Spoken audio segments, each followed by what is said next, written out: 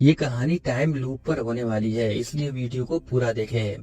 तो कहानी की शुरुआत होती है और हमें ली नाम की एक कॉलेज स्टूडेंट को दिखाया जाता है। वो पुलिस को फोन करके बताती है कि 45 नंबर बस में धमाका होने वाला है। इसके बाद हमें उस बस को दिखाया जाता है जो सच में धमाके के साथ ब्लास्ट हो गया। ऐसा होते ही ली एक झटके के साथ उसी बस में जागती है। इसके बगल में बैठा लड़का जिसका नाम सैम है, वो इसको पसीना पोंछने के लिए टिश्यू देता है, मगर ये तो उस पर ही बदतमीजी का इल्जाम लगाने लगती है। सैम कहता है ये लड़की झूठ बोल रही है, मैंने ऐसा कुछ नहीं किया। बस में मौजूद सभी लोग सैम को ही गलत समझ रहे थे। ली बस ड्राइवर को पुलिस स्टेशन चलने को कहती है, लेकिन सभी को ये बात इतनी भी ज्यादा बड़ी नहीं लगती कि वो लोग तुरंत पुलिस के पास जाए। इसलिए वो अगला स्टॉप आने तक वेट करे, मगर ली नहीं मानती, इसलिए ड्राइवर इसको बीच रास्ते में ही उतार देता है। वो सैम को भी जबरदस्ती अपने साथ कर लेती है। बस से उतरने के बाद ली ने राहत की सांस लिया, वो थोड़ा मुस्कुरा भी रही थी। सैम पूछता है आखिर तुमने ऐसा क्यों किया। वो बताती है कि मैं तुम्हें नहीं समझा सकती, और हाँ अब पुलिस के पास जाने की कोई जरूरत नहीं, मैंने तुम्हें माफ कर दिया, तुम भी मुझे माफ कर देना ये सब करने के लिए। सैम इसको पागल बेवकूफ कहकर टैक्सी से जाने लगा। ली पैदल चलते हुए अपनी मॉम को फोन कर रही थी, तभी इसे जोरदार धमाके की आवाज सुनाई दिया। वो जैसे ही पलट कर देखती है तभी एक स्कूटर वाला टक्कर मार देता है, जिससे वो रोड पर ही गिर गई। इसे तुरंत हॉस्पिटल लाया गया। यहाँ पर वो सैम को देखती है जो ब्लास्ट में घायल हो चुका है, यानी वो टैक्सी में बस के आसपास ही था। दूसरी तरफ हादसे वाली जगह को दिखाया जाता है। धमाके में बस के साथ साथ और भी बहुत सारी गाड़ियां बुरी तरह से जल चुकी हैं। बस में मौजूद और आसपास के सभी लोग मर चुके हैं, सिर्फ सैम जिंदा है जो हॉस्पिटल में आखिरी सांसें ले रहा है। इस केस की तहकीकात पुलिस ऑफिसर कैप्टन जैंग कर रहे हैं। जैंग आगे चलकर आपको बहुत पसंद आएगा, खासकर पुलिस के प्रति जो हमारा नजरिया है वो बिल्कुल बदल जाएगा। खैर इसका साथी माइक बताता है कि बस में टोटल 10 लोग थे, लेकिन इन्हें सिर्फ 8 की बॉडी मिली है। सीसीटीवी में देखने पर इन्हें सैम और ली के बारे में पता चला। पूछताछ के लिए वो ली को ढूंढते हुए हॉस्पिटल पहुंचे, मगर ली को तो कुछ भी सही से याद नहीं आ रहा था। तब जैंग इसे वो वीडियो दिखाता है, जिसके बाद उसे सब याद आ गया। वो पहले तो इन्हें वही स्टोरी बताती है जो आज इसके साथ हुआ, लेकिन जैंग को इस पर थोड़ा शक होता है। जैंग बहुत प्यार से कहता है कि देखो डरने की कोई जरूरत नहीं, मैं पिछले 20 सालों से पुलिस में हूँ, मैंने ऐसे ऐसे केस देखे हैं जो नॉर्मल लोग सोच भी नहीं सकते। वो ली को पानी पीने को देता है। यहाँ पर हम नोटिस कर पाते हैं कि जैंग के दाहिने हाथ में कोई दिक्कत है। ली जैंग को बताती है कि ये सब मेरे लिए एक सपने जैसा है। जैंग रिकॉर्डिंग ऑन करके ध्यान से इसकी बातें सुनने लगता है। ली कहती है कि हमेशा की तरह वो आज भी 45 नंबर बस में चढ़ी। वो बस ड्राइवर को भी जानती है, वो बहुत अच्छा इंसान है। इसके बगल वाली सीट पर एक लड़का सो रहा था। ये थकी हुई थी इसलिए वो भी सो गए, लेकिन कुछ देर बाद इसको किसी के फोन बजने की आवाज सुनाई दिया। वो आसपास देखती है कि आवाज कहाँ से आ रहा है, लेकिन तभी अचानक बस में जोरदार धमाका हुआ और ये मर गई। मगर अगले ही पल वो फिर से उसी बस में जागी। इसे लगा कि वो सिर्फ सपना था, लेकिन इसे दर्द का एहसास हुआ जो ज्यादातर लोगों को नहीं होता। कुछ देर बाद इसे फिर से वही रिंगटोन सुनाई दिया। वो कुछ समझ पाती तभी धमाका हो गया। ये बकवास बातें सुनकर माइक से रुका नहीं गया। वो अंदर आकर ली को डांटते हुए कहता है कि हमारा टाइम बर्बाद मत करो। जैंग उसे शांत करते हुए बाहर इंतजार करने को कहता है। ली आगे बताती है कि जब वो तीसरी बार जागी तब इसे पूरा यकीन हो गया कि ये कोई सपना नहीं, इसलिए वो जबरदस्ती बस से उतरने की कोशिश करती है, मगर किसी कारण इमरजेंसी डोर नहीं खुलता और न ही बस में मौजूद लोग इसकी बातों पर यकीन करते हैं। टाइम पूरा होते ही ये फिर से मर गई। अगली बार इसने बीमारी का नाटक बनाकर बस से निकलने का प्लान बनाया, लेकिन बस में एक औरत थी जिसके पास बहुत सारी दवाइयां हैं, इसलिए ये प्लान भी फेल हो गया। लेकिन ये सब करने में ली ने पता लगा लिया था कि वो ब्लास्ट क्यों हो रहा है। एक डिलीवरी बॉय को बचाने के चक्कर में बस ऑयल टैंकर से जाकर टकरा जाती है। ये बात सुनते ही जैंग अपने साथियों से कंफर्म करता है। एक्सीडेंट होने का तरीका बिल्कुल मैच हो रहा था, लेकिन ये कैसे हो सकता है। ली जैंग से पूछती है क्या आपको मुझ पर यकीन हो रहा है। जैंग कहता है नहीं, लेकिन तुमने जो ब्लास्ट होने का कारण बताया वो बिल्कुल सही है। ली कहती है मैं झूठ नहीं बोल रही, आपको लगता होगा कि मैं पागल हूँ, लेकिन मेरा यकीन कीजिए, मेरे साथ बार बार वही सब कुछ रिपीट हो रहा है। जैंग कहता है तुम्हारे कहने का मतलब है कि तुम एक टाइम लूप में हो, जैसा मूवीज में होता है। अब ली सोचती है शायद इसके सर में चोट लगने की वजह से इसको गलतफहमी हो रहा है। तभी जैंग को इसके साथी का फोन आता है जो खबर देता है कि सैम जो बस से उतर गया था अब वो नहीं रहा। फिर हमें सैम के नजरिए से दिखाया जाता है जब वो ली को पागल कह के जा रहा था। सैम एक गेम डिजाइनर है। टैक्सी में इसके साथी का मैसेज आता है कि वो जल्दी ऑफिस पहुंचे। सैम को बंद जगह में घुटन होती है, इसलिए वो ज्यादातर बस से ही ऑफिस जाता है। थोड़ी दूर आगे जाने पर ये फिर से उसी बस के पास पहुंच गया और देखते ही देखते बस में धमाका हुआ। हॉस्पिटल में मरने के बाद जब वो उसी बस में जागा तब इसको वो सब सपना लग रहा था, लेकिन जब उसने अपने बगल वाली सीट पर ली को देखा तब वो हैरान हो गया। वो ली से पूछता है क्या हम पहले कभी मिले हैं। ये सुनकर ली के चेहरे पर चमक आ गई। ली उसे बताती है कि हाँ, हम पहले इसी बस में मिल चुके हैं। मैंने तुम पर गलत इल्जाम लगाया था, तुम टैक्सी से चले गए और फिर हम हॉस्पिटल में मिले।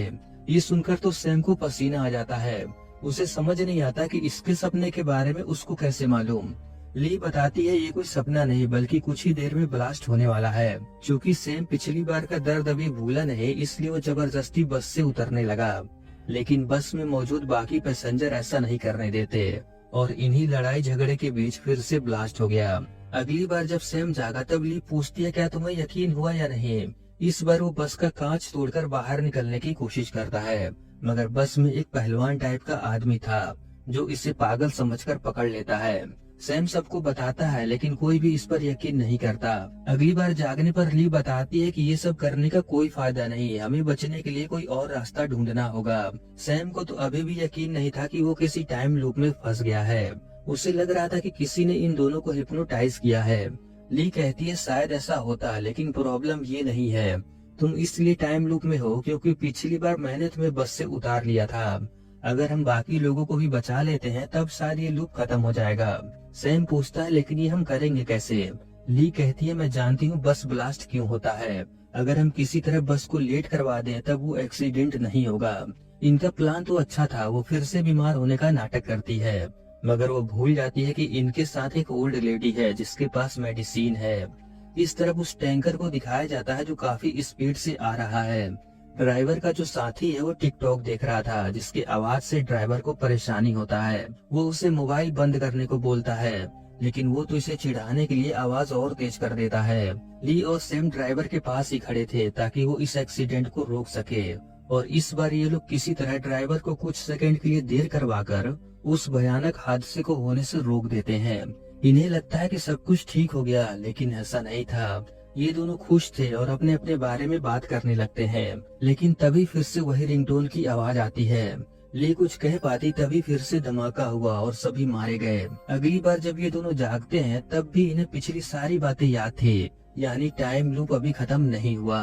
ली बताती है कि हो ना हो बस में जरूर कहीं बॉम्ब प्लांट किया गया है और वो रिंगटोन उसी बॉम्ब को ट्रिगर करता है। इसका मतलब अगर किसी तरह ये लोग एक्सीडेंट से बच भी गए तो आगे चलकर बॉम्ब ब्लास्ट में नहीं बचेंगे। ली तुरंत फिर से सैम पर झूठा इल्जाम लगाकर ये दोनों बस से उतर जाते हैं। वो तुरंत पुलिस को फोन करके बस के बारे में बताती है। पुलिस ली से ज्यादा सवाल न करे इसलिए सैम मोबाइल स्विच ऑफ करवा देता है। जैसा कि मैंने पहले ही बताया, इसमें पुलिस वालों का बहुत अच्छा काम दिखाया गया है। वो तुरंत जितना जल्दी हो सके उस बस तक पहुंचने की कोशिश करते हैं और ये दोनों बहुत ऊंची जगह पर जाकर इंतजार करने लगते हैं। इस तरफ जैंग पुलिस स्टेशन में ही था। वो लोग इस बात पर डिस्कस कर रहे थे कि कहीं ये फ्रैंक कॉल तो नहीं, लेकिन तभी सच में ब्लास्ट हो गया। ये देखकर सैम और ली सोचते हैं कि इसका भी कोई फायदा नहीं हुआ, क्योंकि अब ये दोनों ब्लास्ट में बच गए और इन्हें कोई नुकसान भी नहीं हुआ। इसका मतलब टाइम लूप भी खत्म हो जाएगा, ऐसा इनका मानना था। इस तरफ जैंग ली की कॉल रिकॉर्डिंग सुनता है, जिसमें उसे पता चलता है कि फोन करने वाली लड़की के साथ कोई और भी था। वो हादसे वाली जगह पर अपने साथी को फोन करके ब्लास्ट का कारण पूछता है, जो बताता है कि ये एक्सीडेंट का केस है। जैंग उसे ध्यान से चेक करने को कहता है, क्योंकि ली ने उसे फोन पर बॉम्ब ब्लास्ट होने को कहा था। पूरी सच्चाई जानने के लिए इन्हें उन दोनों से पूछताछ करना होगा, क्योंकि अब हर जगह कैमरा लगा है तब वो जल्द ही पकड़े जाएंगे। बस इसी बात को लेकर सैम घबरा रहा था कि वो पुलिस को क्या बताएगा। अगर इसने सच कहा तब कोई भी इस पर यकीन नहीं करेगा, और ली ने तो ऐसा करके देख भी लिया है। ये दोनों बातें कर रहे होते हैं और जेंग अपने साथियों के साथ इन्हें पकड़ने के लिए आ रहा है। ये जानने की कोशिश करते हैं कि आखिर ये दोनों ही टाइम लूप में क्यों फंसे, कागज पर कितने बजे ब्लास्ट होता है और कितने बजे ये जागते हैं। ये सब कुछ लिखकर समझने की कोशिश कर रहे होते हैं कि तभी जेंग यहाँ पहुँच गया। सैम उस कागज को कचरे में डाल देता है। इसके बाद ये लोग पुलिस स्टेशन पहुँचे, जहां इन दोनों को अलग अलग रूम में बैठाकर पूछताछ किया जाने लगा। पुलिस को वो कागज मिल गया था जिससे वो कहीं का नक्शा समझ रहे थे। जेंग ली से पूछता है कि तुम्हें कैसे पता चला कि बस में बॉम्ब है, क्या तुमने कहीं सुना या कुछ देखा या फिर कोई स्मेल आई। ली बताती है ऐसा कुछ नहीं है। जेंग कहता है फिर क्या बात है, अगर तुम्हें किसी तरह पता भी चल गया तब तुमने ड्राइवर या बाकी लोगों को क्यों नहीं बताया, और इस नक्शे का क्या मतलब है। दूसरे रूम में सैम से भी यही सवाल किया जाता है। वो झूठ नहीं बोलता और टाइम लूप के बारे में सब कुछ बता देता है, लेकिन माइक को इसकी बातों पर जरा भी भरोसा नहीं होता। ली जेंग का नाम लेते हुए उनसे पूछती है कि अगर कोई पुलिस को इमरजेंसी में फोन करे तब वो ऐसा क्या कहे कि पुलिस तुरंत एक्शन ले। जेंग बताता है कि ये बहुत मुश्किल होता है, लेकिन जितना हो सके कम से कम बात करो। तभी जेंग सोचता है कि ली को इसका नाम कैसे पता चला, जबकि ना तो उसने बताया और ना ही कोई कार्ड पहना है। अब ली पिछली बार क्या हुआ था सब कुछ इन्हें फिर से बताती है। जेंग को यकीन हो जाए इसलिए वो इन्हें बताती है कि आपके एक हाथ में दिक्कत है और ये कागज कोई नक्शा नहीं बल्कि हम इस लूप को समझने की कोशिश कर रहे थे। हालांकि इस बार भी जेंग यकीन नहीं करता। इन दोनों का ब्लड जांच किया जाता है कि कहीं ये ड्रग तो नहीं लिए, लेकिन रिपोर्ट में ऐसा कुछ नहीं आता। इतनी देर में पुलिस वालों ने इन दोनों के बारे में सब कुछ पता लगा लिया है, और एक बात, हादसे वाली जगह पर इन्हें बम होने का सबूत भी मिल गया है। अब पुलिस वालों को समझ नहीं आता कि वो क्या करें, क्योंकि सैम और ली की हर बात सच हो रही है, लेकिन ये सब टाइम लूप के कारण हो रहा है ये मानना अभी भी मुश्किल है। थोड़ी देर बाद ली सो जाती है, लेकिन ऐसा होते ही वो फिर से उसी बस में जागी। इसके बगल में सैम भी था जो अभी सो रहा है। वो सबसे पहले टाइम चेक करती है, जिसमें पता चलता है कि ये हर बार कुछ मिनट आगे पीछे चली आ रही है। ये दोनों थोड़ी देर बातचीत नहीं करते क्योंकि इन्होंने हर चीज ट्राई करके देख लिया, मगर ये टाइम लूप खत्म नहीं हुआ और ना ही इन्हें उस बॉम्ब के बारे में पता चला। ली सोचती है कि चलो इस बार वो सबको बता देती है कि बस में बॉम्ब है, लेकिन इसके ऐसा कहते ही ब्लास्ट हो जाता है। इसका मतलब जिसने भी बॉम्ब रखा है या तो वो इसी बस में है या फिर वो इन्हें देख और सुन सकता है। इसलिए अब इन्हें एक एक करके सभी पैसेंजर को चेक करना होगा। सैम नोटिस करता है कि बस में सबसे पीछे एक लड़का बैठता है जो अपना चेहरा छुपा कर रखता है, लेकिन अभी वो बस में नहीं था। अगले स्टॉप पर वो बस में चढ़ा और ये दोनों उतर गए। ली तुरंत पुलिस को फोन करके बॉम्ब के बारे में बता देती है। सैम को ये आइडिया अच्छा नहीं लगता, इसलिए वो ली से दूर ही रहता है ताकि सीसीटीवी में वो इसके साथ नजर न आए। इधर पुलिस को खबर मिलते ही वो रोड ब्लॉक करके सभी को चेक करने लगते हैं। माइक और कुछ पुलिस वाले बस की तलाशी लेने के लिए सभी को एक एक करके उतरने को कहते हैं, मगर एक आदमी तुरंत बोरी में रखा सामान सही करने लगता है। माइक उसे रोकने के लिए भागता है, लेकिन तभी ब्लास्ट हो गया। जेंग थोड़ी दूर आगे वेट कर रहा था। इससे पता चला कि ब्लास्ट में कोई नहीं बचा, इसका साथी माइक भी मारा गया। वो इसके छोटे भाई जैसा था। इस तरफ सैम और ली इस बात पर बहस कर रहे थे कि इन्हें पुलिस को नहीं बताना चाहिए था। ली सैम को यहाँ से जाने को कहकर पुलिस को फोन कर देती है ताकि वो इसे लेकर जाए, क्योंकि छुपने से कोई फायदा नहीं, पुलिस इसे ढूंढ लेगी। सैम कहीं बैठकर लैपटॉप में बस धमाके की न्यूज देख रहा था। इधर ली से पूछताछ हुआ और उसने वही सब फिर से बताया। जेंग को यकीन नहीं होता कि इसको इन लोगों के बारे में इतना कैसे मालूम। वो ली को बताता है कि माइक भी उस धमाके में मारा गया। ये जानकर ली को बहुत दुख होता है। वो जेंग से माफी मांगती है कि ये सब उसकी गलती है। अगर इसने पुलिस को फोन न किया होता तो ऐसा कुछ न होता। जेंग कहता है तुमने बिल्कुल सही किया, हर नागरिक को जिम्मेदार होना चाहिए, लेकिन अब सच बताओ तुम्हें कैसे मालूम चला। ये सीसीटीवी में सैम की वीडियो दिखाकर पूछते हैं कि वो इसे जानती है क्या। ली ने सोचा कि अगर ये बताएगी तब वो सैम को पकड़ लेंगे, इसलिए वो झूठ बोल देती है। लेकिन तभी दूसरी तरफ से सैम से फोन कर देता है। जेंग स्पीकर ऑन करके बात करने को बोलता है। सैम पूछता है कहाँ हो तुम। ली कहती है दोबारा फोन मत करना, मैं तुमसे ब्रेकअप करती हूँ। सैम कहता है अच्छा मैं समझ गया, तुम परेशान मत हो और सो जाओ, सब ठीक हो जाएगा। ये सुनकर तो जेंग हैरान हो जाता है क्योंकि ऐसे कोड में बात तो क्रिमिनल करते हैं। इतना कहकर सैम फोन रख देता है। अब वो जल्द यहाँ से भागने लगता है क्योंकि पुलिस इसे पकड़ने के लिए निकल चुकी है। सैम नींद की दवा और ड्रिंक पीकर सोने की कोशिश करता है। तब तक जैंग इसे ट्रैक करके यहाँ पहुँच गया। वो इसे पुलिस स्टेशन ले जा रहे थे। सैम नशे में कहता है कि मुझे दोबारा उस बंद कमरे में नहीं जाना। थोड़ी देर बाद वो पुलिस की गाड़ी में ही सो जाता है और दूसरी तरफ ली भी सो गई। इस बार ली फैसला करती है कि अब वो पुलिस को फोन नहीं करेगी। उस बॉमर को ढूंढने के लिए ये दोनों लड़ाई का नाटक करके उस लड़के के पास आकर बैठ जाते हैं। मौका पाकर सैम उसका बैग चेक करने की कोशिश करता है, लेकिन तभी समय समाप्त हो गया।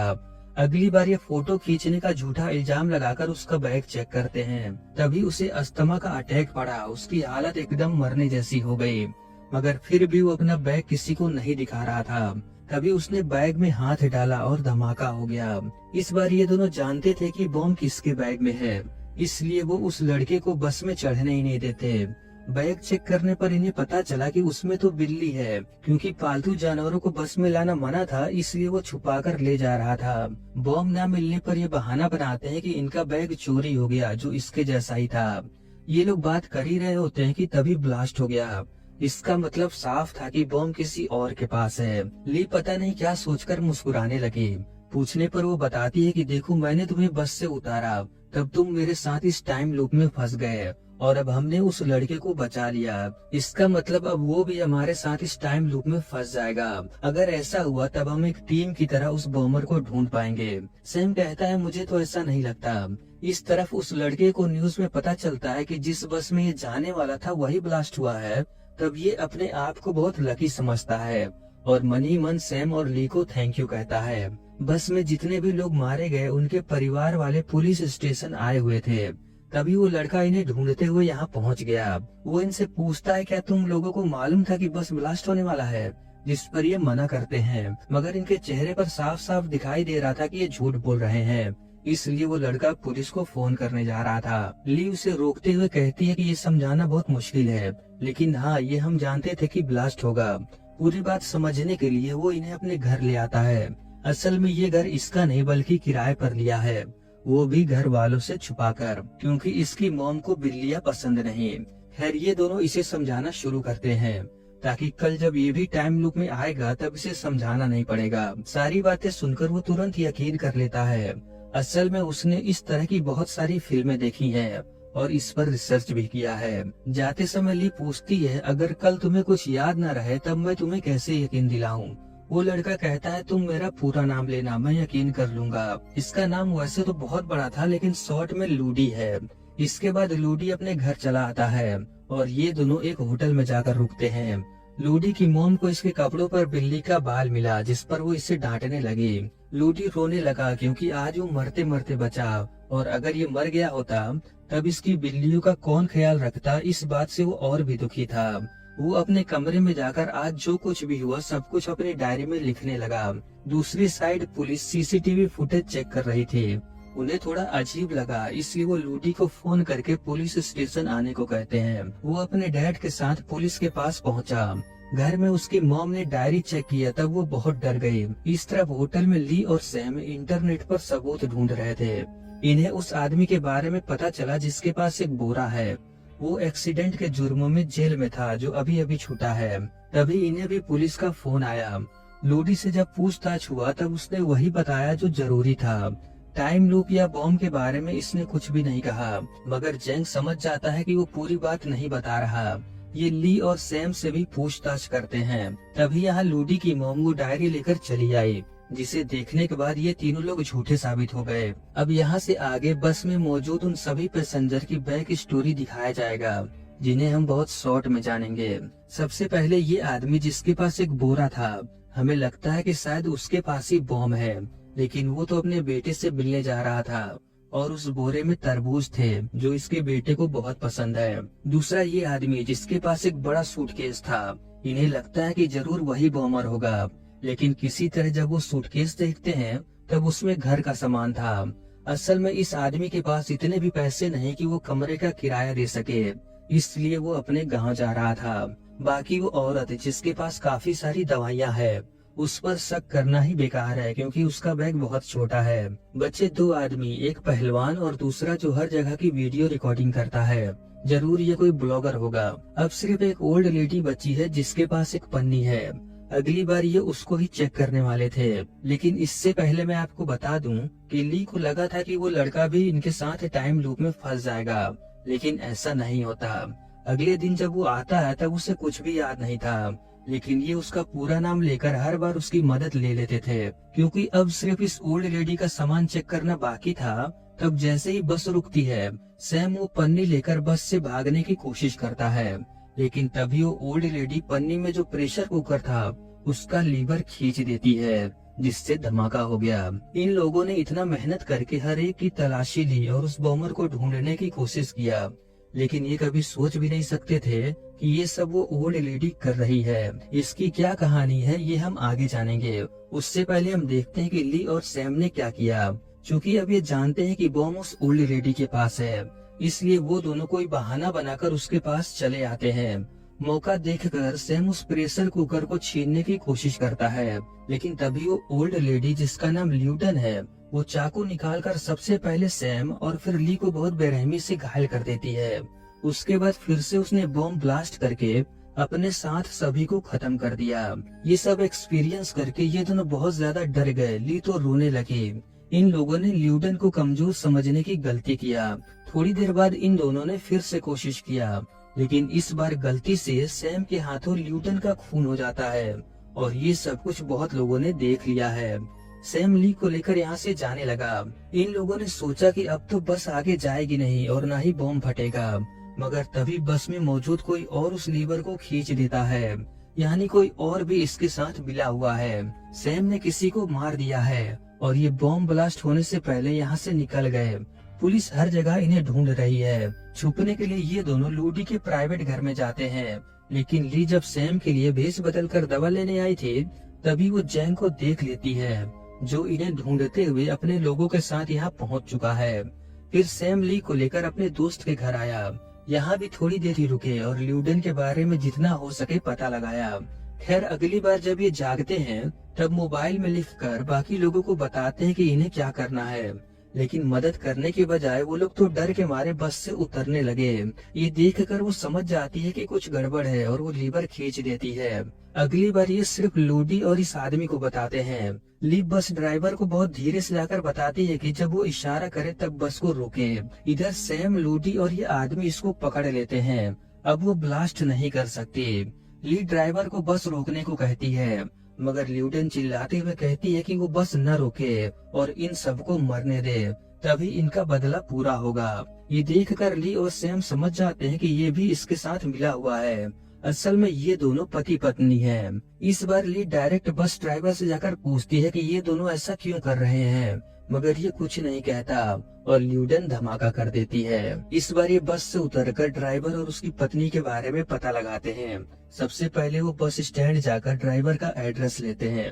उसके एक जानने वाले से पूछताछ पर इन्हें पता चला कि वो ड्राइवर जिसका नाम वैंग है वो तो बहुत अच्छा इंसान है, लेकिन उसकी पत्नी थोड़ी पागल सी है। अब इन्हें जानना था कि वो दोनों ऐसा क्यों कर रहे हैं, आखिर उनके साथ ऐसा क्या हुआ। ये जानने के लिए इनके पास सिर्फ एक ही रास्ता था। वो तुरंत पुलिस के पास जाकर जैंग को शुरू से लेकर अभी तक जो कुछ भी हुआ सब बता देते हैं। हालांकि पुलिस को इन पर यकीन नहीं, लेकिन इन लोगों ने जो कुछ भी बताया वो सब सच था। इसलिए पुलिस वाले वैंग के बारे में पता लगाते हैं। इन्हें पता चला कि आज से 5 साल पहले वैंग की बेटी का इसी रोड पर एक्सीडेंट हुआ और उस वक्त वही टाइम हो रहा था जिस वक्त बम ब्लास्ट होता है। बस के सीसीटीवी में दिखाई दे रहा था कि वो लड़की जबरदस्ती बस से उतरने की कोशिश कर रही थी और जल्दबाजी में जब वो बस से बाहर निकली तब उसका एक्सीडेंट हो गया। जिस बस से एक्सीडेंट हुआ उस ड्राइवर को छोड़ दिया गया, क्योंकि देखा जाए तब उसकी गलती नहीं थी। इस बार सैम जैंग का पर्सनल नंबर ले लेता है। बस में वापस आने पर ये उस लेडी का फोटो खींचकर सारी डिटेल के साथ जैंग को मैसेज कर देते हैं। इसके बाद ये बस को किसी तरह लेट करवाते हैं। पुलिस तुरंत अगले स्टॉप पर सिविल ड्रेस में आकर खड़े हो गए। लेकिन इस बार वैंग का काफी टाइम सैम और ली ने बर्बाद कर दिया, इसलिए वो बस को अगले स्टॉप पर नहीं रोकता। असल में जहाँ इसकी बेटी का एक्सीडेंट हुआ वहीं पहुंचकर बॉम्ब ब्लास्ट करना इनके प्लान का हिस्सा था। इसकी बेटी की स्टोरी क्या है ये हमें थोड़ी देर में पता चलेगा। खैर पुलिस वाले पूरे रोड को ब्लॉक करके बस को रोकने की कोशिश करते हैं और किसी तरह वो ऐसा कर भी लेते हैं। क्योंकि अब समय बहुत कम था, सैम तुरंत बस का कांच तोड़कर उस बम को जैंग को फेंकने के लिए देता है। जैंग ने बहुत बहादुरी से उस बम को पानी में फेंका, लेकिन वो ब्लास्ट हो गया। इस ब्लास्ट में जैंग बहुत बुरी तरह से घायल हो गया और इस बार कोई भी नहीं मरा। अब जबकि वैंग और उसकी पत्नी पकड़े गए तब उनसे पूछा जाता है कि ये लोग ऐसा क्यों कर रहे थे, मगर ये कुछ भी बताने से इनकार कर देते हैं। कुछ देर बाद इन्हें पता चला कि जैंग नहीं बच पाया। उसका साथी माइक इन दोनों से पूछता है कि इन्हें बॉम्ब के बारे में और जैंग का पर्सनल नंबर कैसे मिला, क्योंकि अब इन्हें पता है कि अगर ये कुछ भी कहेंगे तब भी कोई इन पर यकीन नहीं करेगा और शायद इस बार टाइम लूप खत्म हो गया क्योंकि बस ब्लास्ट नहीं हुआ। लेकिन मैं बता दूं कि ऐसा नहीं है, अभी कुछ और होना भी बाकी है। खैर इसके बाद हमें वैंग को दिखाया जाता है जो अपना मोबाइल गाड़ी में भूलकर किसी काम से चला जाता है। इसकी बेटी का कई बार फोन आया लेकिन वो तो यहाँ था ही नहीं। कुछ देर बाद जब वो वापस आया तब इसे पुलिस स्टेशन आने को कहा गया। असल में इसकी बेटी का एक्सीडेंट हो चुका है। ल्यूडन बहुत सदमे में थी। इनका कहना था कि जो भी इस एक्सीडेंट का जिम्मेदार है उसे सजा मिले, लेकिन ऐसा नहीं हो सकता क्योंकि ये सिर्फ एक नॉर्मल एक्सीडेंट है। ल्यूडन वैंग पर ही इल्जाम लगाती है कि अगर इसने फोन उठा लिया होता तब शायद इनकी बेटी जिंदा होती। इसके बाद हमें प्रेजेंट में दिखाया जाता है कि ली की टीचर हॉस्पिटल में इससे मिलने आई है। बातों ही बातों में ये लोग वैंग की बेटी के बारे में बात करते हैं। टीचर बताती है कि उस समय कैसा माहौल था। वो इन्हें एक ग्रुप के बारे में बताती है जिसमें उस वक्त के सभी स्टूडेंट थे। एक्सीडेंट के बाद एक पोस्ट पर लिखा था कि आजकल बस में जाना सेफ नहीं क्योंकि उसमें बदतमीजी होती है। आखिर उसने ऐसा क्यों लिखा, पता लगाने के लिए ये लोग माइक को लेकर उसके घर पहुंचे। पहले तो वो डर गई लेकिन इसे बताया गया कि इसे कुछ नहीं होगा। तब वो बताती है कि उस दिन क्या हुआ। इसके बाद हमें फ्लैशबैक दिखाया जाता है। वैंग की बेटी इसी 45 नंबर बस में सफर कर रही थी। यहाँ पर ये लड़की भी थी जो अपनी सेल्फी ले रही है। तभी वो देखती है कि एक आदमी वैंग की बेटी के साथ बदतमीजी कर रहा है। ऐसा करते हुए ये उसका फोटो खींच लेती है, मगर वो आदमी इसे देख लेता है। डर के मारे वो अगले स्टॉप पर उतर गई। ये पुलिस के पास जाने वाली थी, मगर फोन पर इसकी मॉम समझाती है कि इन्हें इस लफड़े में नहीं पड़ना चाहिए। घर आकर वो इस फोटो को पोस्ट करने वाली थी, लेकिन फिर वो ऐसे ही सिमिलर पोस्ट देखती है जिसमें इसको पता चलता है कि ऐसे मामले में कोई सपोर्ट नहीं करता, उल्टा पोस्ट करने वाले को ही गालियां पड़ती है, इसलिए वो पोस्ट नहीं करती। मगर वो फोटो इसने क्लाउड पर सेव किया है। प्रेजेंट में वो इन्हें वही फोटो दिखाती है। ये उसका क्लाउड पासवर्ड याद कर लेते हैं ताकि ये इस फोटो को कहीं भी ओपन कर सके। अगली बार सिर्फ ली जागती है, सैम किसी कारण नहीं जागता। पिछले और भी कई लूप में सैम कभी कभी देर में जागता था, इसलिए ली ज्यादा परेशान नहीं होती। वो तुरंत बस की फोटो खींचकर सारी डिटेल्स के साथ जैंग को मैसेज कर देती है। फिर बाकी लोगों को मैसेज दिखाकर उन्हें भी रेडी करती है। इस तरह पुलिस रोड ब्लॉक करके बस का पीछा करने लगे। बस के अंदर मौका पाकर इन लोगों ने ल्यूडन को पकड़ लिया। बम फटने में कुछ ही देर बचा था। वैंग बस को फुल स्पीड से भगाने लगा, मगर पुलिस ने आगे रास्ता बंद किया था। वैंग बहुत कोशिश करता है आगे जाने की, मगर नहीं जा पाता। फिर वो प्रेशर कुकर का हैंडल खींचने वाला था, मगर तभी ली उसे फोटो दिखाकर बताती है कि आपकी बेटी को पूरा इंसाफ मिलेगा। तब तक जैंग भी बस के अंदर आ जाता है। वो भी वैंग से वादा करता है कि वो इसकी बेटी का केस फिर से खुलवाएगा। सैम टाइम देखता है तो बहुत कम समय बचा हुआ था। वैंग और इसकी पत्नी को जो चाहिए था इन्हें मिल गया, इसलिए वो जैंग को बॉम्ब दे देता है। इस बार वो समय रहते हुए बॉम्ब को पानी में फेंक देता है। इस बार किसी की जान नहीं गई और ना ही कोई गंभीर रूप से घायल हुआ। इन दोनों को अरेस्ट कर लिया गया। यहाँ पर ल्यूडन अपनी बेटी की आत्मा को देखती है जो खुश दिखाई दे रही थी। असल में उस दिन हुआ ये था कि वो आदमी जो पिछले कई दिनों से इसको परेशान कर रहा था उसने आज भी किया। ये सभी को बताती है, मगर किसी को कोई फर्क नहीं पड़ता। इसलिए उसने अपने डैड को फोन किया, लेकिन इसने भी फोन नहीं उठाया। और जब वो किसी तरह जल्दबाजी में बस से बाहर आई तब उसका एक्सीडेंट हो गया। इस दुख में ये दोनों अपना मानसिक संतुलन खो बैठे। इन्होंने 5 साल इंतजार करने के बाद ऐसा प्लान बनाया कि वो उसी 45 नंबर बस को ब्लास्ट करके मर जाएंगे। साथ ही उन पैसेंजर को भी मार देंगे जो सिर्फ अपने काम से काम रखते हैं। अगर उस दिन बस में किसी ने भी इसकी बेटी की मदद किया होता तब ऐसा नहीं होता। खैर, प्रेजेंट में हम देखते हैं कि जैंग इन दोनों से सवाल करता है कि तुम्हें मेरा पर्सनल नंबर और इतनी जानकारी कैसे मिला। ये दोनों कहते हैं कि ये समझाना थोड़ा मुश्किल है। जैंग कहता है कोई बात नहीं, जब भी तुम्हारा मन करे तब आकर बता सकते हो, और वैसे भी तुम जैसे जिम्मेदार लोग मुझे बहुत पसंद है। अब यहाँ पर कुछ लोग ये सोचते हैं कि जैंग भी लास्ट में मर गया था, इसलिए वो भी टाइम लूप में है, मगर मेरे हिसाब से ऐसा कुछ नहीं होता। अगर आप पुलिस को कुछ भी जानकारी देते हैं तब मुद्दा वो नहीं होता कि आपके पास जानकारी कैसे आई। जरूरी ये है कि जो बताया जा रहा है वो कितना सच है। इसलिए जैंग इन्हें इतनी आसानी से जाने देता है। अगर कभी सैम और ली इसे सच भी बताते हैं तब वो इन पर यकीन करेगा या नहीं वो तो इसके ही ऊपर है। खैर, इसके बाद सैम और ली अपने अपने घर आकर सो जाते हैं। इन्हें पूरी उम्मीद थी कि इस बार ये लूप खत्म हो जाएगा। इसके बाद हमें एक नया सवेरा दिखाया जाता है। सैम अपने बिस्तर पर जाकर बहुत खुश हुआ। आखिरकार ये टाइम लूप खत्म हो ही गया। वो ली को गुड मॉर्निंग मैसेज भेजता है। इतने दिनों से ये लोग इस टाइम लूप में रहकर एक दूसरे को पसंद करने लगे हैं। पुलिस ने सभी पैसेंजर को धन्यवाद देने के लिए प्रोग्राम रखा था। सभी लोगों को स्टेज पर बुलाकर इनका सम्मान किया जाता है। साथ में सभी को करीब 3.5 लाख रुपए का चेक भी दिया गया। इसके बाद हमें उस आदमी को दिखाया जाता है।